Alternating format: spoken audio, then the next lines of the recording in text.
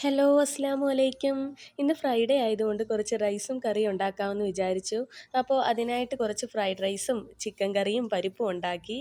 അപ്പോൾ എൻ്റെ video first ടൈമാണ് നിങ്ങൾ കാണുന്നതെങ്കിൽ എല്ലാവരും ലൈക്കും സബ്സ്ക്രൈബും ചെയ്യുക. അപ്പോൾ നമുക്ക് എങ്ങനെയാണെന്ന് നോക്കാം.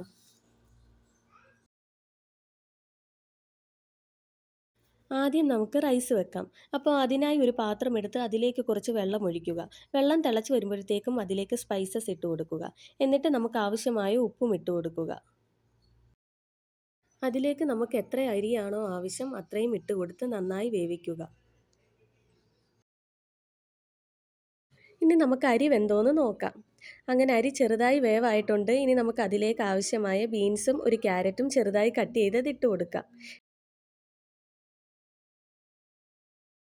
അതിലേക്ക് ഒരു നാരങ്ങയുടെ നീര് ആഡ് ചെയ്ത് കൊടുക്കുക. അത് നല്ല രുചിയും നിറവും കിട്ടും.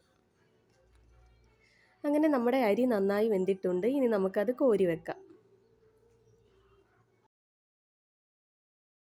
ഇനി നമുക്ക് റൈസ് സെറ്റാക്കി വെക്കാം. അപ്പോൾ അതിനായി വലിയൊരു പാത്രം എടുത്ത് അതിലേക്ക് കുറച്ച് നെയ്യ് ഒഴിച്ചിട്ട് കുറച്ച് ചോറ് അതിൻ്റെ മുകളിലേക്ക് ഇട്ട് കൊടുക്കുക. ചോറിൻ്റെ മുകളിലേക്ക് കുറച്ച് നെയ്യ് ഒഴിച്ച് കൊടുക്കുക. എന്നിട്ട് നമ്മൾ ഫ്രൈ ആക്കി മാറ്റി വെച്ചിരിക്കുന്ന കാഷ്നട്ട്, മുന്തിരിയും ഒനിയനും ഒക്കെ അതിൻ്റെ മുകളിലേക്ക് ഇട്ട് കൊടുക്കുക.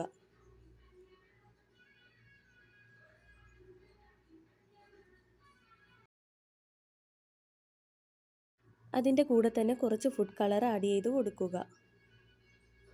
കുറച്ച് പൈനാപ്പിൾ എസൻസ് കൂടെ ആഡ് ചെയ്ത് കൊടുക്കാം. കുറച്ച് മല്ലിയിലയും കൂടെ ഇട്ട് കൊടുക്കുക.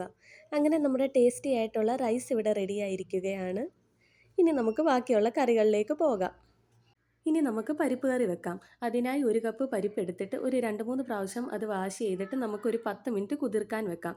അതാകുമ്പോൾ പെട്ടെന്ന് വെന്ത് കിട്ടും. അത് ഓപ്ഷനിലാണ്, അങ്ങനെ ചെയ്തില്ലെങ്കിലും കുഴപ്പമില്ല. ഒരു കുക്കർ എടുത്ത് അടുപ്പിൽ വെച്ചിട്ട് നമ്മൾ കഴുകി മാറ്റി വെച്ചിരിക്കുന്ന പരിപ്പ് അതിലേക്ക് ഇട്ട് കൊടുക്കുക. ഇനി അതിലേക്ക് 4-5 കൊച്ചുള്ളി, ഒരു തക്കാളി, പിന്നെ ഇഞ്ചിയും വെളുത്തുള്ളിയും ചതച്ചത്, 2 പച്ചമുളക്, പിന്നെ ആവശ്യത്തിന് ഉപ്പും വെള്ളവും ഒഴിച്ച് 1 ടീസ്പൂൺ മഞ്ഞൾപ്പൊടിയും ചേർത്ത് നന്നായി വേവിച്ചെടുക്കുക. അങ്ങനെ നമ്മുടെ പരിപ്പ് ഇവിടെ നന്നായി വെന്ത് വന്നിട്ടുണ്ട്. ഇനി നമുക്കതിലേക്ക് താളിച്ചൊഴിക്കാം. അതിനായി ഒരു പാൻ അടുപ്പത്തേക്ക് വെച്ച് അതിലേക്ക് എണ്ണ ഒഴിച്ച് എണ്ണ ചൂടായി വരുമ്പോൾ കടുകിട്ട് നമ്മൾ കട്ട് ചെയ്ത് വെച്ചിരിക്കുന്ന സവാളയും ഇട്ട് പിന്നെ കുറച്ച് കറിവേപ്പിലയും ഇട്ട് കൊടുക്കുക. ശേഷം വേവിച്ച് വെച്ച പരിപ്പിലേക്ക് ഒഴിച്ചു കൊടുക്കുക. എന്നിട്ട് നല്ലതുപോലെ ഇളക്കുക. കുറച്ച് മല്ലിയിലയും കൂടെ ആഡ് ചെയ്ത് കൊടുക്കുക. അങ്ങനെ നമ്മുടെ ടേസ്റ്റി ആയിട്ടുള്ള പരിപ്പ് കറി ഇവിടെ റെഡി ആയിരിക്കുകയാണ്. ഇനി നമുക്ക് ചിക്കൻ കറിയിലേക്ക് പോകാം. അതിനായി ഒരു ചിക്കൻ എടുത്ത് കട്ട് ചെയ്ത് ക്ലീൻ ആക്കി വെക്കുക. അതിനായി ഒരു പാത്രം അടുപ്പിൽ വെച്ച് അതിലേക്ക് എണ്ണ ഒഴിച്ച് കൊടുത്ത് 2 ടീസ്പൂൺ നെയ്യും ഒഴിച്ച് അതിലേക്ക് കുറച്ച് സ്പൈസസ് ഇട്ട് കൊടുത്ത് 1 ടീസ്പൂൺ കടുകും ഇട്ട് കൊടുക്കുക. ശേഷം നമ്മൾ കട്ട് ചെയ്ത് മാറ്റി വെച്ചിരിക്കുന്ന 4 സവാള, പിന്നെ അതിലേക്ക് ഇഞ്ചി വെളുത്തുള്ളി ചതച്ചത്, പിന്നെ അതേപോലെ കിഴങ്ങ് കട്ട് ചെയ്തത്, പിന്നെ 2 പച്ചമുളക്, പിന്നെ കുറച്ച് കറിവേപ്പില ഇട്ട് നന്നായി വഴറ്റുക. അതിലേക്ക് ആവശ്യത്തിന് ഉപ്പും കൂടെ ആഡ് ചെയ്ത് കൊടുക്കുക. ഒരുവിധം വഴന്നു വരുമ്പോൾ അതിലേക്ക് കട്ട് ചെയ്ത് വെച്ചിരിക്കുന്ന ഒരു തക്കാളി ഇട്ട് കൊടുക്കുക. വഴന്നു വരുമ്പോൾ ഇനി നമുക്ക് അതിലേക്ക് കട്ട് ചെയ്ത് മാറ്റി വെച്ചിരിക്കുന്ന ചിക്കൻ ഇട്ട് കൊടുക്കാം.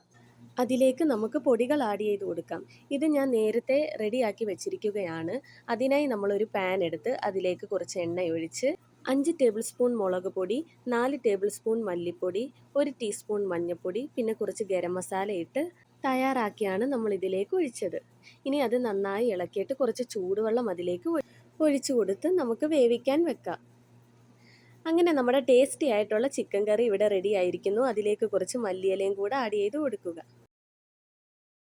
അപ്പോൾ ഇത്രയേ ഉള്ളൂ. എല്ലാവർക്കും എൻ്റെ വീഡിയോ ഇഷ്ടമായെങ്കിൽ എല്ലാവരും ലൈക്കും സബ്സ്ക്രൈബും കമൻറ്റും ഷെയറും ചെയ്യുക.